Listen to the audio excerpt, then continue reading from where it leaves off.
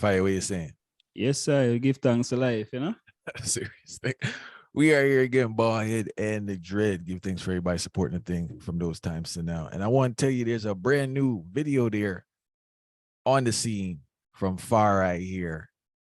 Far Eye, tell them the name of the video and the video coming out so I don't mix Yes, up anything, sir. you know? Freedom in Africa. Yeah, man. The name for the video is Freedom in Africa. Releasing and well, if you want to call it release date still, there them can check it out by the time they see this, you know? All right, cool. And respect to the one Makaka still for the great works he's been doing, the critic, you know? So today we have a special show with a special guest, a engineer from the DMV area, Ahadi. This Bridget here is a certified NRA USCAA firearm instructor in pistol, rifle, and shotgun. And he's also the founder of Armed and Trained LLC. Ahadi, what are you saying?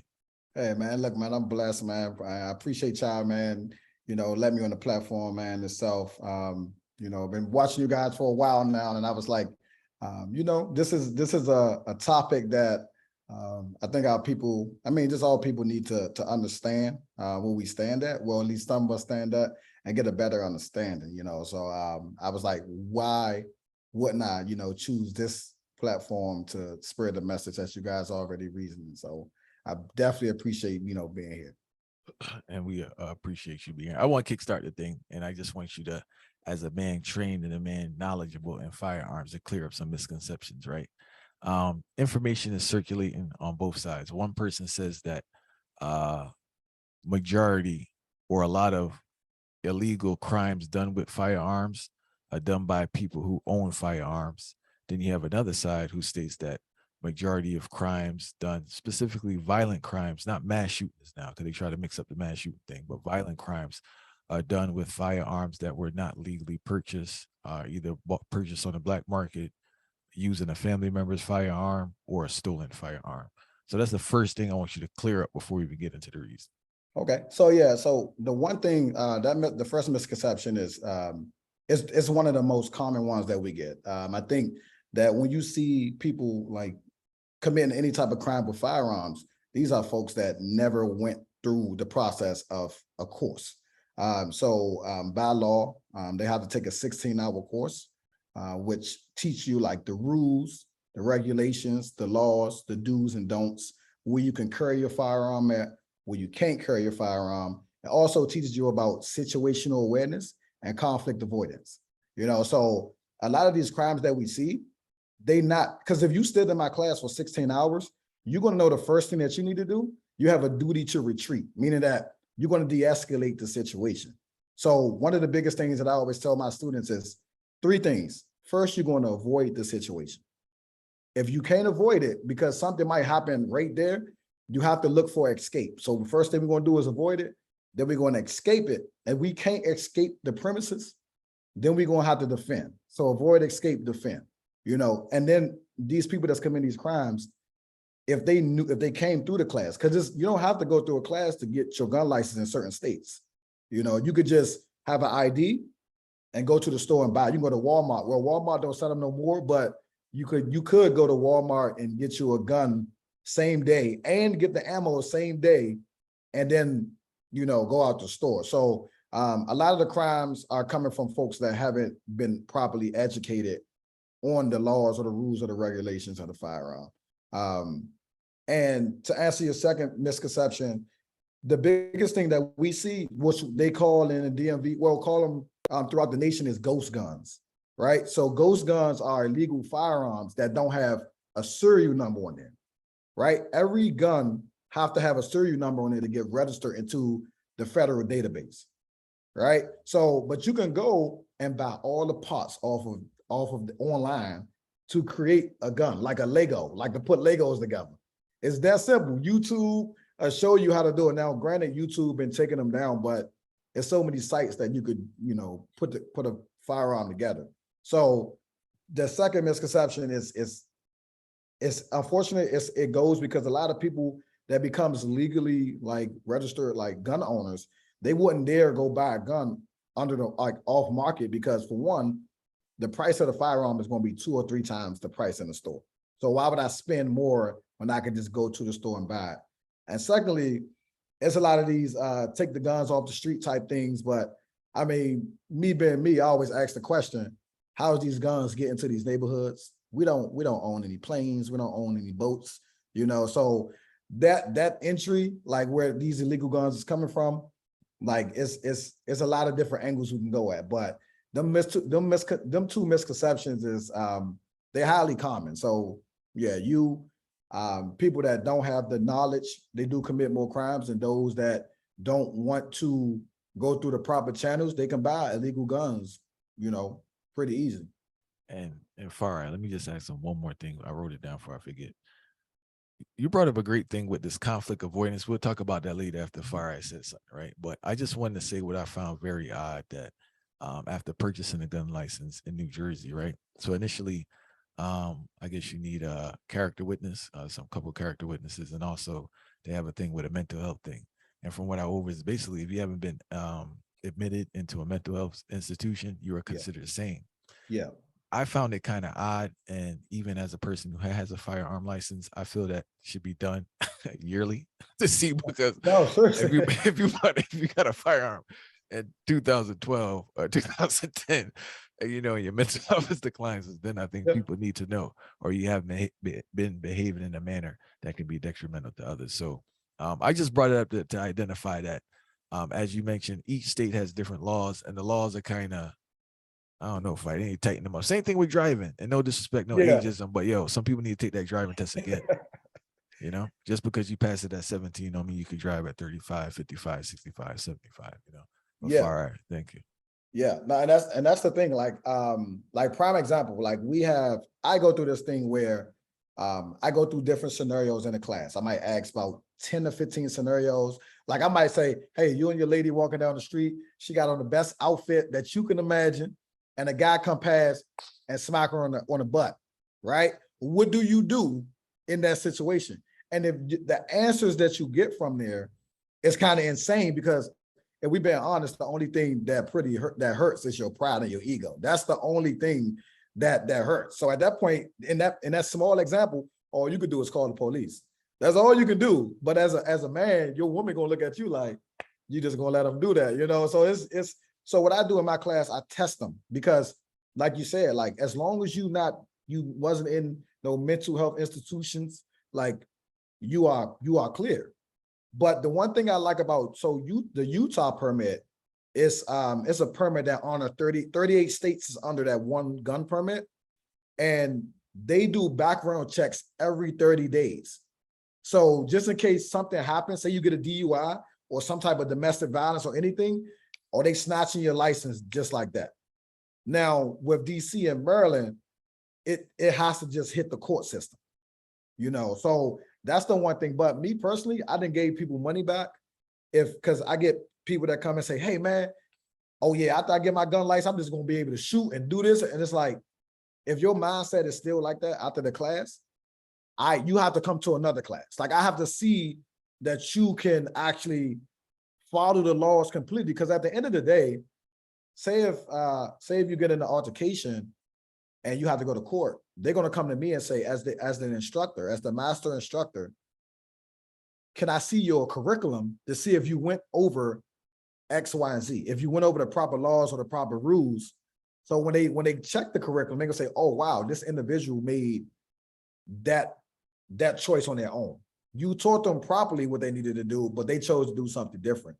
So again, like these laws is, they're quite interesting. Were you in New Jersey, man, it's bad. Like it's one of them things that is like, they so strict, they don't want you, it's no point of you having it. Like DC was like that for a long time, but now DC is opening up a little bit more to the point where they don't want to get sued. DC got sued for a lot of money for denying people their concealed carry license. So now they're like, as long as you take the class, you can carry your firearm as long as you're not on federal property.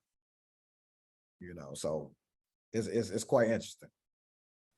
I know you mentioned something about the ego being bruised, because I realize that's kind of like, so we don't really want to bypass the statement there. Because we realize the majority of the time when it comes to this gun thing, it's always some form of ego being touched. But we want to expound upon the offense versus defense, because most ones don't understand that having a firearm is for the purpose of self-defense and not for the purpose of offense. So how does one really differentiate being on the offense as opposed to being in the self-defense? Because we also see that a lot of civilians themselves who get the privilege to actually have a firearm tend to denounce the concept of having it just because they're only thinking about offense. So how we differentiate that offense as opposed to the self-defense in that aspect, generally speaking, even as it relates to state by state?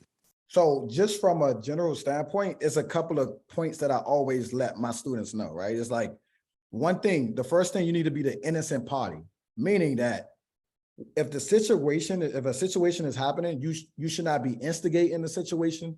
You should not be escalating the situation. So you have to be the innocent party first. The second thing, it need to be unavoidable, meaning that there's no way for you to escape. There's no way for you to leave the situation, right? So, because you got to think about it, once you get your license, you can't argue with no one. You can't fight no one. You cannot get to that level. Even if someone on level 10, you have to stay on level 1 or 2 because of the fact that you are more trained than the average person after you get that license. So one thing got to be innocent party. It got to be unavoidable. Your life have to be in immediate danger. And what I mean by that, I can't be across the street and say, hey man, look, I'm gonna kill you or I'm gonna do this. Like it can't be word of mouth. It got to be, I'm gonna charge you with a gun or a fire or a knife or something like that, where your life is really in danger. All right, because it got to be grave bodily harm. It got to be one of them things that, like, my life was on the line. It couldn't be, oh man, he parked in my parking space. We got out, we started arguing, and I shot him. We see that a lot of times, but again, we always let our students know that the prosecutor will put you on a silver platter if you try to defend yourself over materialistic things and over things that can be replaced, right? Because if you're in the right or if you're in the wrong, at the end of the day, life can't be replaced. Even if someone, again, try to steal your car, you can't shoot them for stealing your car. You can't even shoot them for breaking into your house unless they pose an immediate threat. So these are things that we highlight because at the end of the day, we don't want you to step out there and be like, oh, I just was trying to defend myself. You can't defend yourself over a car, because I tell people all the time, if you think about the Panthers, right? You think about the Black Panthers, even in the 60s, they changed the law in California. To this day, you cannot have a firearm in California, right? To this day, because of the Panthers in the 60s, all they was doing was protecting the community. That's it. But the fact that they was walking down the street with shotguns on their shoulder, it scared the hell out of the government. It scared the hell out of Reggae. It scared everybody to the point where they created the Muffer Act, which banned anyone from having an open carry weapon in California. But it didn't change. That law didn't apply until the Panthers was protecting the Black community. That's when they changed and say, oh, you know what? Let's change it, and we even see laws today that's being changed because the record number of people from the diaspora or just Black people or African people being able to go get their concealed carry license is changing the dynamics of the field, right? Because at the end of the day, my dad used to always say, like, in Africa, right? You can, all of the nations can unify. They can have all the money in the world, they can have the power, they can have the fame, but if they don't have the military presence, then it's not going to work out. So that's my message that I always push to my students is, at the end of the day, man, you can have $1 million in your bank account. If somebody walk in your house with a gun, you are at their mercy. And I get it. I get it that everyone is different, but again, a gun is a tool. It's not a weapon, it's a tool. If I pick up a hammer or I pick up a broom or a knife, it's all a tool. It's just how I use it, So I try to push on self-defense more so of offense. Police officers run to the trouble. Civilians run away from the trouble, even though we have our concealed carry license. We got to run away from the trouble because that's not what we train for. And Heidi, there's two things I want to touch on. One, I actually came up with a slogan listening to you guys, right? Clowns shouldn't carry, right? Clowns shouldn't carry. Like, No, seriously. bro, if you're a soft dude in a sense, because it just seemed like temper tantrums and reactionary behavior with, because as you spoke about, they're arguing. So I don't see how the gun comes into play if we're verbally arguing, Yeah. for something. I don't see how that takes place. I wanted to jump back in regards to the importance of people being educated when they get their firearm. I took a class in Jersey, right? NJ for hire. I don't know if that's promotion for him or whatever, right? I took a class in NJ for hire, right? And I was shocked. I think I told you this. I was shocked on the information that they were breaking down in the sense of what you were saying, using a firearm in a situation, shotgun, using a shotgun in the house. If it goes through the wall, you're responsible for somebody else. But the thing with the laws now, in my interpretation, right? In New Jersey, I don't know about any other states, but it seems like someone literally has to have a gun in my face or strangling me for to use the firearm. And at that point, it's kind of dangerous because who say I could use it? Because we have to factor in nerves and everything when you are using it. So I may shoot it and it may not hit anybody, or I may not even get to it. So it's like they basically want you at death's door for justifying using it. And I think that's an issue. But I do understand due to the temperament of people and the immaturity of people. But I think that instead of banning, I think people go to the extreme cause of this constant banning. They need to find out a better way to check in on people. Yeah. I think that's the solution with this whole firearm situation. It's almost like some a rotten apple spoils the bunch type vibe. That's the approach that they're having. But they need to find a better system to hold people more accountable in regards to their mental state, ability, skill, decision making. That could be a whole different industry. I don't know. I think that's the vibe though. Because I see the trend. You have a mass shooting or a couple of people get shot, and everybody blames guns. And they disregard the whole social impact, the type of person that it is, and all these other factors. And you have many people with firearms who are not, as you stated, they're not using it. You know what I'm saying? They're generally, they have issues with people that may get into an argument. They may even get into a fist fight, but they are not pulling out their firearm. Yeah. And that's the big thing though, because there's no way that you can monitor that, because on one side, you have like the 2A community, which is the Second Amendment community. I have the right to bear arms. This is my gun. I can do what I want. And then you have the other side, which is we don't like guns at all. Right. But I always make up this interesting point is the people that don't like guns, a lot of the senators or the politicians, but they have guns in their home, or they have guns, they have higher guns around them.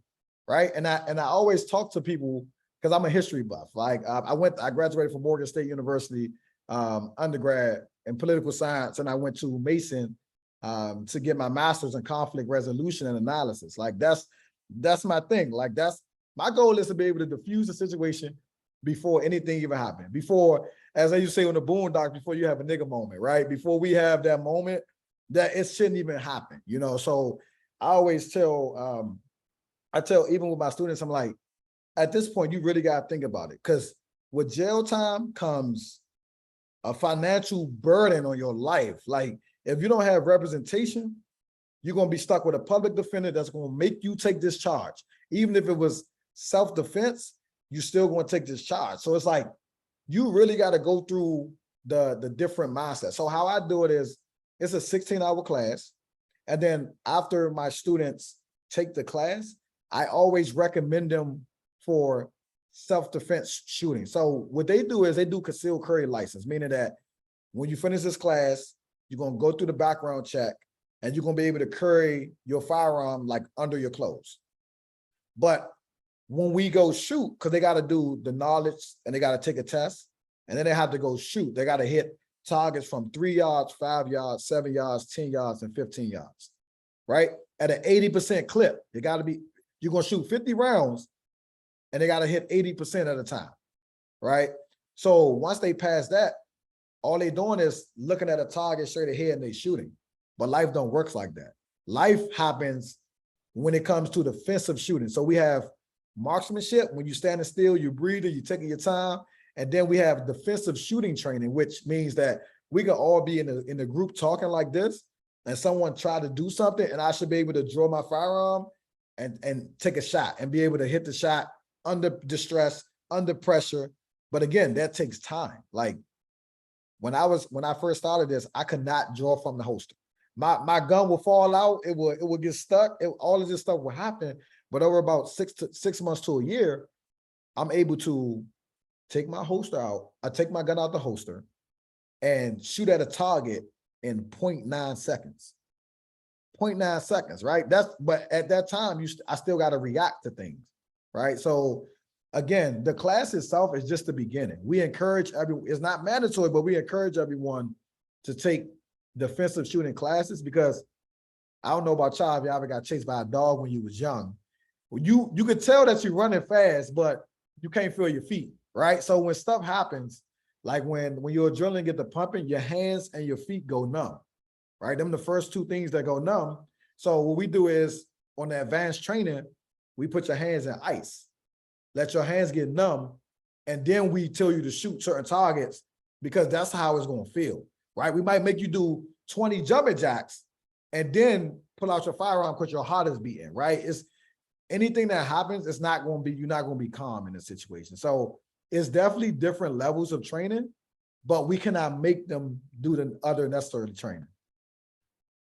Fam, I got one question, right? What is some advice you could give for people listening for conflict resolution? How to diffuse the situation? That seems to be a big issue in our community. So what are just some basic things you would recommend people do to just kind of get away from a situation with no harm done to anybody?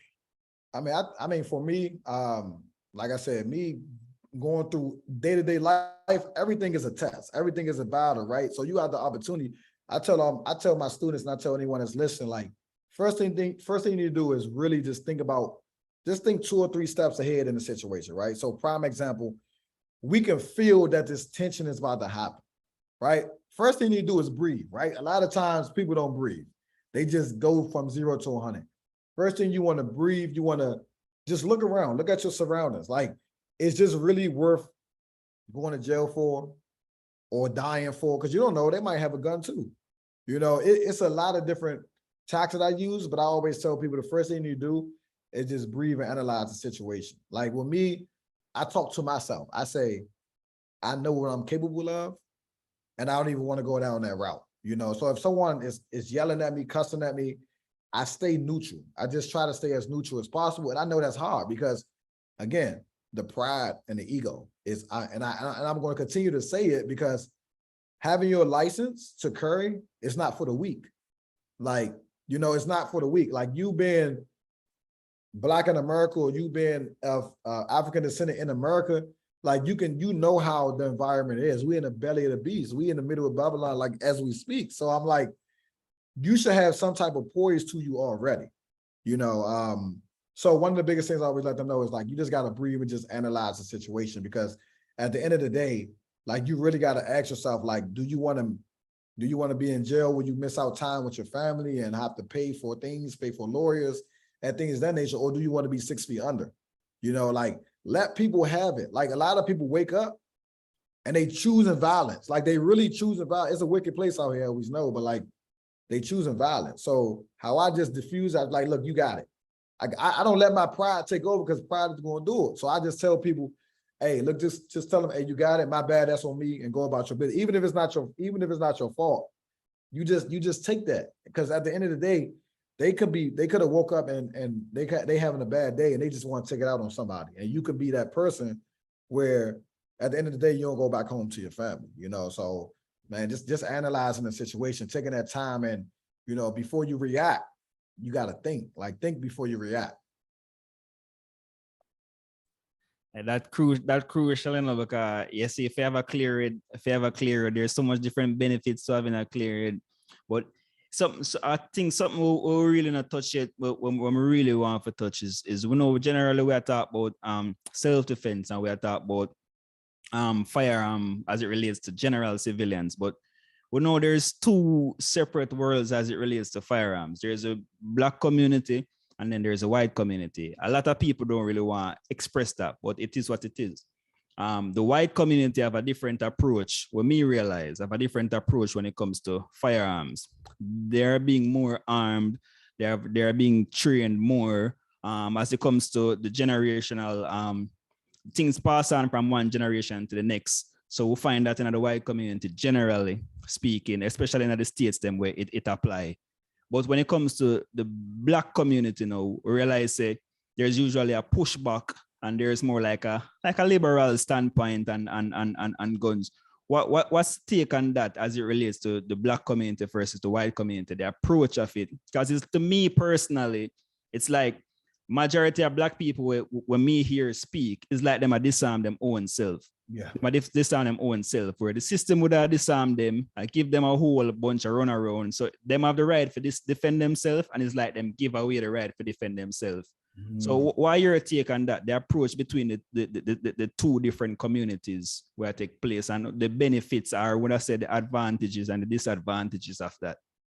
I think for us, I mean, this quoting like Malcolm is just like, who taught you to hate yourself? Like the system itself, like who told you to suffer in peace? Like that relates to even today. Like I think for just looking at and you're right, like you have the white community that is armed and like they constantly training, right? I used to go in the range by myself and just shoot, and I would see a white dad with his white daughter that was probably like 7 or 8 years old, like shooting a rifle, right? And I'm like, while our kids is out here doing TikToks, and don't get me wrong, if you're making your money off of social media, do your thing, but like they are training like constantly, right? Because they feel as though at any given point, something can happen, right? And sometimes with us, which I think got us in trouble just throughout history, is like, we so like hospitable, like we so like, we everything is so calm, or we make a joke out of everything and we don't take it serious until it happens to us personally. So with me in particular, I started training my daughter when she was 6 to shoot. She's 12 now. When she was 6, I got so much backlash. She's a little girl. Why are you teaching her how to shoot? And this, that, and the third. And it was going crazy. Like my mom, family, friends, everything. But now they look at her at 12 and they're like, man, like she's been in shooting competitions. Like she's in karate. She takes taekwondo. Like my daughter is one of the probably the quietest kid you ever meet. But it's like she just knows she has the tools. She in her toolbox. She have the different skill sets that she might need just in case. But for us, I think I'm just gonna keep it frank. I think our people we don't take things serious enough. Like we literally don't take, like to the point where when the Freddie Gray situation happened, we was in Baltimore, we was college students, but we was in the face of Baltimore SWAT team, like on North Avenue, face to face, because it's like, we're not going like that, right? But you have people that talk a whole lot. Our people love to talk, right? But when it comes about that action, they don't want no part of it, right? My dad used to tell me only 10% of Black people participated in the civil rights movement. And I used to be like, only 10%. And he said, it might be less than that. But the fact that we seen all these Black people out here risking their life, but that was only 10%, which means that it's going to be a lot of jokers that don't want to get in this work, that don't want to get into this field. So they're like, you know what? Let's just let the police let the police come. Give me a time where the police ever came at the right time. When did they ever stop something from happening in the Black community? Like I lived in DC. I lived in Southwest DC, where the hero was Wayne Perry, who was a notorious hitman in DC. And the police station, I lie to y'all not, the police station, first district, the first police station in DC, it was in that neighborhood. And they had the highest crime rate in the city, which means that y'all just there for show, you know. So I get disappointed at our people, because it's like, I understand the concept of protection, but if you know the history, the police force was created to protect assets for these business owners. It wasn't to protect the people. It was always to protect and serve the investment of the building or the store or anything like that. So, and it's a rinse and repeat, man. We have these we have this, for some odd reason, we have short-term memory when stuff happen, right? Somebody get gunned down, we march, we protest, which if that's your thing, do your thing, right? I'm not gonna sit right here and belittle anyone for marching, but I always tell people, after you march, then what? Like, it goes back to the normal thing. So I think, like I said, the biggest difference, I think we just don't take it serious enough. And I think we, for some odd reason, we put our life in the hands of the oppressor because we used to it. It's easy to give in to the system. It's hard to sit right here and say, you know what? I'm gonna do it for myself, or I'm gonna do it for my people. Like, even to the point with me, I have my FFL, which is a federal firearm license. Me, a black man, has a card from the ATF that says that he can buy and sell guns legally. Like, but it's so funny because I walk into these white establishments and I was like, yeah, you know, I'm trying to purchase a gun. Oh, we got to do a background check. I said, no, I have my license, my federal firearm license from the ATF. And they look at me and say, you have an FFL? You have that? Because it's one of the things that we don't supposed to have, right? So, like I said, I took it serious because now I have the opportunity to train you. And when you finish training with me, you have the opportunity to buy a handgun from my store, you know? So, and also I have the opportunity to train people to become instructors, right? So I went from just having my conceal to building an academy where I could train you to become just like me as an instructor to train people. I could also sell you a gun, and I could also give you advanced training on what you need, you know? So, yeah, man, that like I said, the biggest difference between the two is definitely like just taking it serious in that, man. And you brought up some great points, right? Black people being too nice. I think that's like a reality people don't understand and people don't accept. I think the media's done a great job as painting black people as some barbaric, demonic people. Yeah. And reality and history shows something totally different, because you got people out there putting work. Don't get it twisted, but it's not majority of the people. Yeah. You know, it's a small group of the people putting in work and have that energy, right? And also, you mentioned skill set. You're very right on that in regards to that. There are many things that black people should be viewing as a skill set that they don't, but definitely in regards to firearm, they don't view it as a skill set. And truth be told, majority, and I will say this confidently, majority of people who do have firearms can't shoot. Yeah, that's true. That is You get true. what I'm saying? So that's why so much mix up out there and so much random people getting hit, because I never, yeah, I never forget this story. Check it. At a situation in East Orange, right? I didn't have a situation. There was a situation. All right, you know when something go down in your area and you know the real story versus the story that goes out in the newspaper. So they presented the story in regards to that. The person that got hit was an innocent person. That wasn't the intended target. They was just shooting. They just presented like that person got hit. That person wasn't in the mix-up. Wow. Just to show you that they don't know what they're doing now. They just firing. Yeah. Because even in Jamaica, Spain town, my cousin tell me just run, you got a better chance of, if they start shooting, just run. You got a better chance of getting through because they just can't shoot. They haven't been trained to shoot. Yeah. You have a random person who gets a firearm and just start shooting. Yeah. Yeah. And it's one of the things that you got to be mindful of, because again, like I go to the gun range every week because I have class every week. So after I train them folks, I shoot myself. I shoot probably like 400 or 500 rounds every Sunday. Every Sunday I shoot that, right? But at the end of the day, we always tell people, like, it's muscle memory. It's like riding a bike, right? It's like learning how to write. It's like you have to practice that. My daughter, she started with a 22 caliber. Now she can work her way up to a 9mm, 2 hands, firm, shoot. She can move and shoot, but it took time. And it took discipline, right? It's one of the things that, like, I took her paintballing. I took her with the airsoft guns, with the BB guns. I took her to different things, but I didn't do anything until she understood the knowledge aspect, right?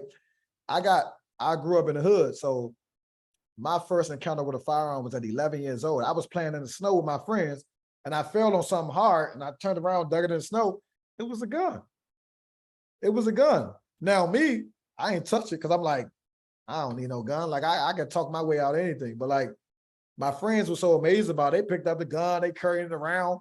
We don't know how to use no gun, ain't no bullets in there or anything. But it's just the fact that the environment that we grew up in, it just make you like try to fit that culture. Cause it's like at the end of the day, a lot of people out here is surviving. They're not living, so they just surviving. So when you got that mentality, you think about the ghetto, or you think about the projects, it's like, yeah, it was a project to see, like, how can we get these people on the lowest level of life and see how they survive? And they're gonna turn, I mean, our people again, I just came back from New York like 3 days ago. I went up there and I bought a gun on purpose, right? Because New York got the strictest law in the world when it comes to the gun permit itself, right? But because I have my license, my FFL license, I can buy a gun in all 50 states if I want to, right? So, but I go to each state to buy a gun just to say, hey, I can do it.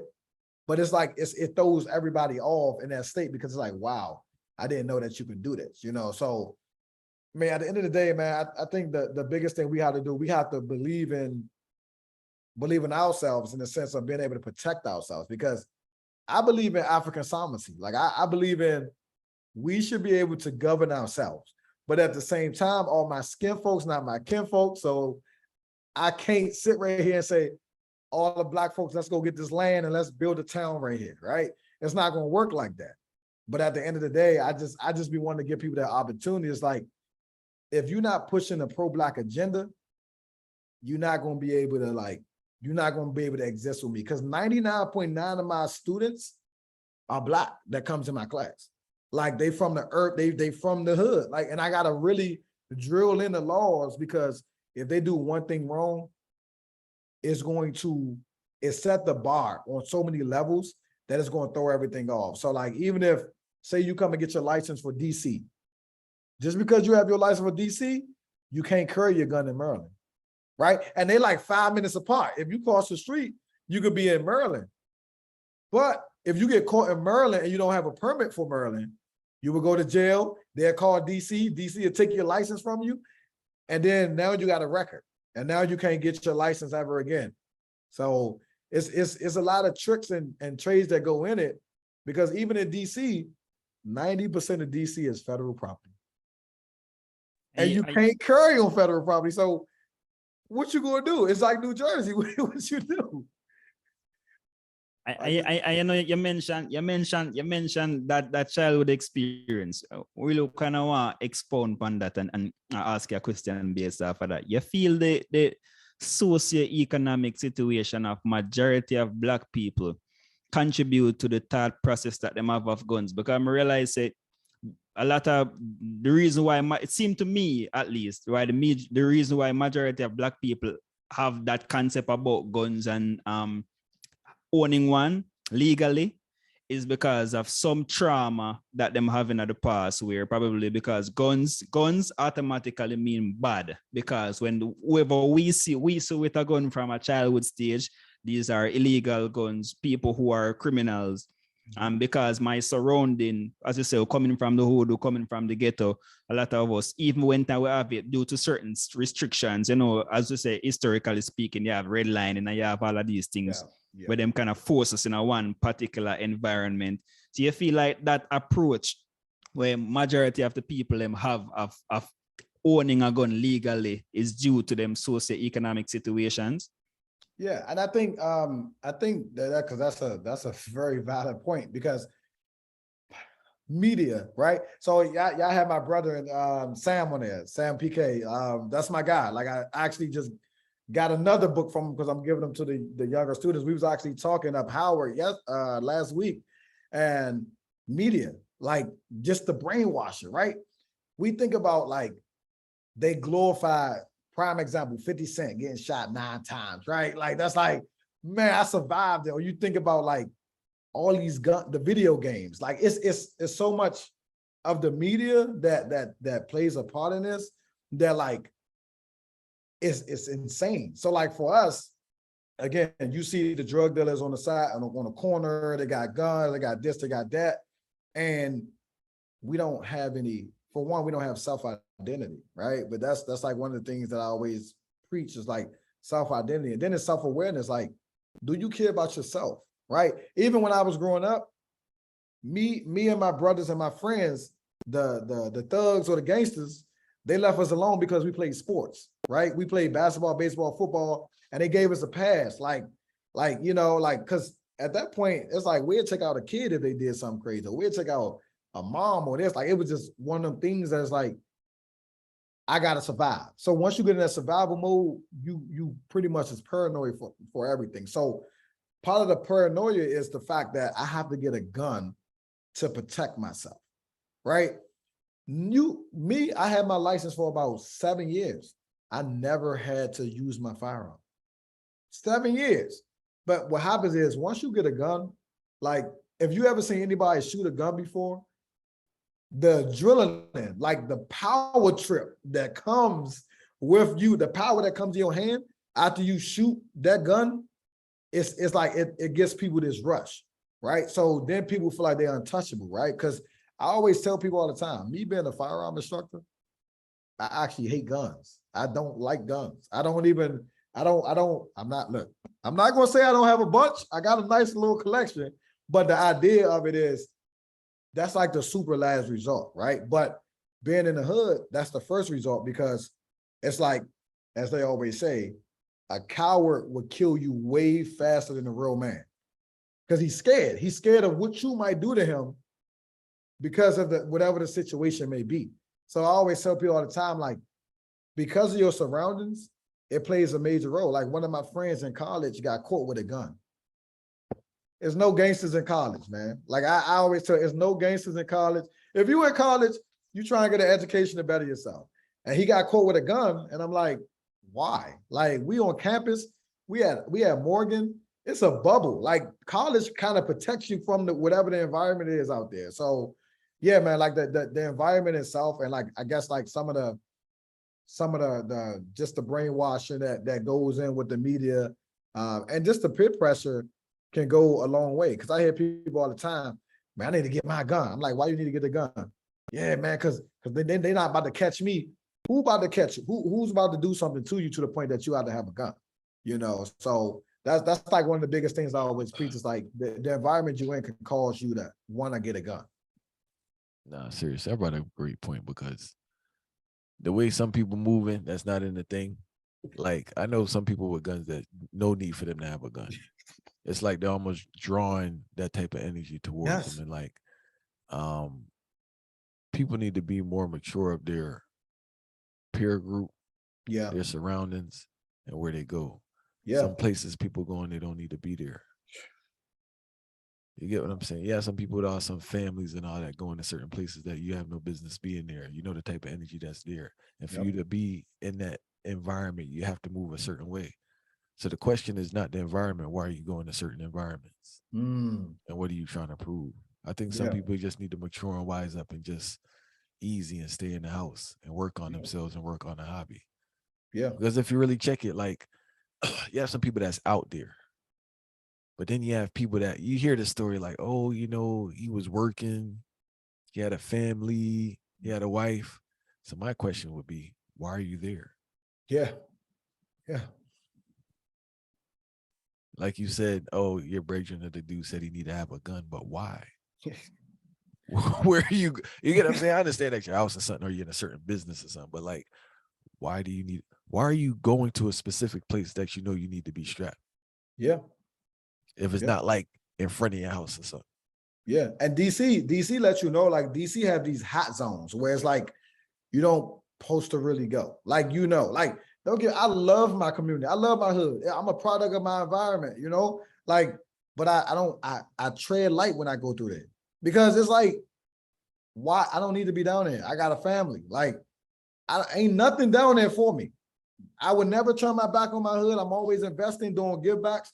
We doing the giveaway for Thanksgiving. I don't celebrate any of the holidays, but I do it for the community because they celebrate it. So I'm like, I go down for stuff like that, you know, but I'm not going down there to go chill on the block and do all that. First of all, I'm too old for that. Like I mean, I'm only 29, but it's like, I'm too mature enough. Like, as I'm thinking, I'm like, how can I make the community better, right? Like, of course, I'm an American.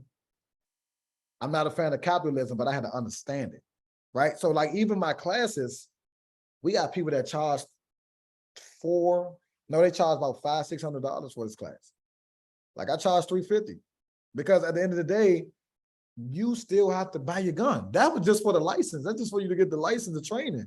You still got to buy a gun to protect yourself. So it's like, it's a lot of different factors that goes into it. But at the end of the day, like you stepping into a world that some people not ready for. I had 2 people say, you know what, this class might not be for me. And I respectfully give them their money back because there's a lot of responsibility that comes to like having a gun. Like if I break into in Maryland, if I break into your house and you shoot me, I can sue you. Because I didn't cause no harm to you. I just broke into your house, right? Or I came on your property. But if you go to Florida, I tell anybody this, Florida is a different place. I feel like Florida is its own country by itself because they have a stand your ground law, which if you don't want to move and you want to be confrontational with that person, you can do that and you can shoot them. I mean, we saw the Trayvon Martin situation, which again was just, he was an armed neighborhood watch, like which he didn't supposed to follow him, didn't supposed to do none of that. But the idea of in Florida and different places, they so big on the Second Amendment right that it's like, as long as I'm able to carry, I should be able to defend myself point blank, period. You know, so different places is different laws for sure. Well, you have two points. We have 2 questions really. Okay. I'm more to ask based off of that statement, right? So one is we talk about the people side of it, but we're talking about the system as it is right now, the whole capitalistic system, the whole Senate, whoever passed all of these laws, you know, the politicians. Don't you feel like isn't there a point where people need to stand for themselves as it relates to self-defense? Because when it comes to this self-defense, I realize that there's certain limitations and there are certain cutoff points of self-defense. To me, it is self-defense for you to actually be able to do whatever you want to do to anybody who break into your house. I mean, by law, that's not it. The law says opposite, right? But from my perspective, it should be that way. Yeah. So don't we feel like the law itself, the system itself is kind of breaking down the people, making the people weak and making the people more dependent upon them? That is the one question. Do you feel like the system from certain angles, especially in certain states, certain situations, do you feel like they're making the people more weak and becoming dependent on them? Because the average crime don't take 30 seconds, you know.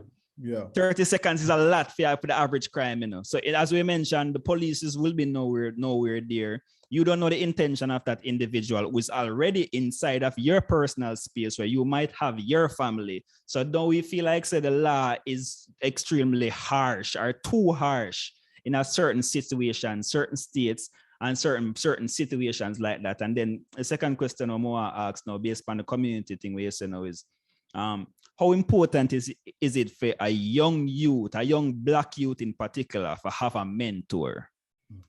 So to answer your first question, I think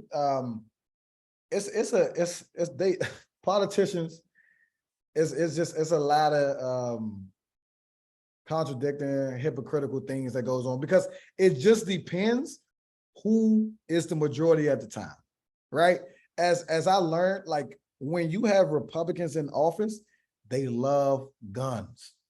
They love gun laws, right? When you have Democrats in office, they love weed laws. They love ganja laws. That's their thing, right? And I'm like, it took me probably 7 years to actually understand that and to study political science. It's like, why these trends keep happening, right? So right now, as we speak, Joe Biden, who's a Democrat, they are cracking down on any type of illegal guns or crimes or anything to push that agenda, right? On guns is bad. We don't want guns.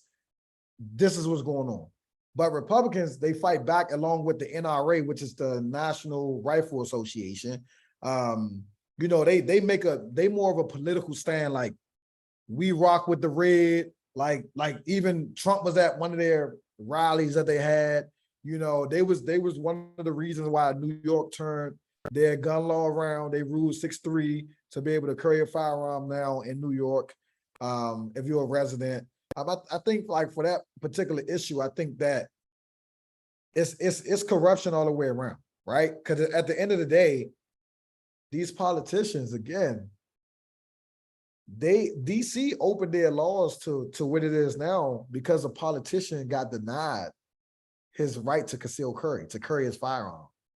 And he was like, I work in the government at the highest level and I was denied, you know? So I think that with the system itself, I think depending on who's in office, who's a majority of the House, it swings left and right every single time. Like, so right now, like I said, it's going to be a lot more strict because Democrats is in the office, but it's the same game, just different colors, same game, different colors.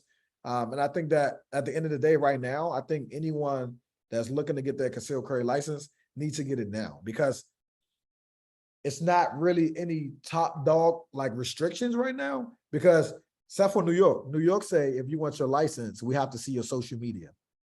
New York implemented that into their policy. So they're going to let you apply, and then they're going to look at your social media account to see if there are any type of racist or biased things that you say. And I tell people all the time, well, shit, if they look at my page, they're going to see pro-black, they're going to see African sovereignty, they're going to say, I'm not the guy. Like, I can't get mine because I'm promoting like Black excellence, you know, but like, yeah, so like the politicians itself, like I said, they in it for the money, they in it for the idea of being able to control, because if they could weaken the masses with the strict laws, then they will have to depend on the police, even though nobody really depends on them. So that's the answer to the first question. And then like, secondly, I think that, honestly, I think every young Black male should have some type of leadership or mentorship, because it just expands the knowledge. Like I know for me, like I grew up with coaches. I grew up with my dad, who transitioned when I was 17 years old. So just going to 18, about to go to college. And he played a major role, you know, and I think that it kept me out of a lot of trouble. And I think that despite whatever you going through, having that mentor can keep you on that real path, because at the end of the day, a lot of these youngins out here, they don't have that father figure, you know. The government itself, we know when it comes to welfare, things like that, they reward the mom more when the dad is not in the child life, you know, more food stamps, more money, more of these things. It just gives them the opportunity. So I think for me, I had a ton of mentors. I still have mentors as we speak, but I think the one problem right now is, I think because like, and I tell this to my friends because I only have a daughter, I feel like us having like recreational sex just causes a major problem, right? Like I believe in like having like intercourse for like procreation to build like a nation, right? But like you have people out here, they having sexual intercourse with these people, and then the father don't want to be there. So you have these young moms growing up, and then you have these young grandmas growing up. So our griots or our storytellers or our elders are not properly aligned from a wisdom standpoint, and it creates this gap. So now you got the younger generation not really listening to the older generation, because we're only like 10 years apart. We're only like 15 years apart. Like, what can you still out here doing X, Y, and Z? So how can you tell me, you know, what's going on? So I still sit at the feet of some of the elders and some of the griots that's around the DMV area. You know, I try to sit with them at least once a week to like just gain the knowledge that I can, you know. But right now, I think with the mentorship, it's a great idea, but a lot of these younger kids, they don't have the patience, they don't have the guidance, and they in survival mode. Like a lot of these, I saw a 10-year-old boy on the news, they said he shot somebody. He's 10 years old. Like, that's a learned behavior. Where did he learn how to shoot a gun, pull a trigger? It came from media, it came from probably video games, came from him seeing somebody do it. You know, so I think mentorship in the community itself, especially when it comes to the young Black men, is important because we all know women mature way faster than us. Like that's just their brains just adopt a little bit faster than us. And for us, we still just moving off of just energy and instinct, you know. So yeah, man, one of my goals is to like just tap in and create a mentorship or something. I try to do it as much as I can, like just off the strength. But yeah, like that'll be major. Like just building some type of facility. That's what I'm looking for now. Is a facility to create just a think tank where they can come, share ideas, meditate, you know, like learn. Like I have like probably like 4 or 5 friends that looked at the way I live and they asked me, hey, you roster, you do this. I'm like, yeah, this is what I do every morning. I wake up at 4 o'clock. I be in the gym by 4:30. Like I don't eat no meat. I don't do this. I don't do that. Da, da, da. And they look at me like, wow, you know. But again, it takes discipline, you know. And I think with mentorship, it's definitely going to help when it comes to discipline and guidance. No, laughing because I was saying discipline when she said discipline because that's the key to the whole thing. Right? Yeah. Like discipline. Yeah. Hey, rocket science. Well, Fire, we give thanks for the reasoning still. And could you clearly let the people know where they can reach you, the name of the business again, the website, and all the contact information. We'll also put it in the description. So can you tell them right now, please? Yes, sir. So we have so it's armedtrained.com. And you'll also see the Instagram or YouTube. We're just armed ARMED we have like blogs on there. We also have how-to videos. We have a lot of tips on there. So before you even step into class, you'll know what to expect. You know, we on our YouTube page, we just try to just have them conversations like we have it now on just how the importance of responsible gun ownership, man. And like I said, any questions that anyone might have, no question is a dumb question, you know. We all new to being able to protect ourselves. So again, you can tap in with me at armedtrained.com or the Instagram armedtrained, and we'll definitely lock in with you. All right, family, we give thanks for the reasoning. I learned a lot. I'm pretty sure people listening will learn a lot. We give thanks for everyone supporting the thing from those times to now. Do remember Fire EP there in the description, Disrupting the Status Quo. Make sure you check it out. Brand new music video that is breaking. Yes, sir. Make sure from the EP too, you know? From the EP, right? Yes, sir. We are spinning on WLOI.org every Sunday, 9 to 11 a.m. Roots Rock Reggae music, vibing straight. And everyone, we give thanks till next time.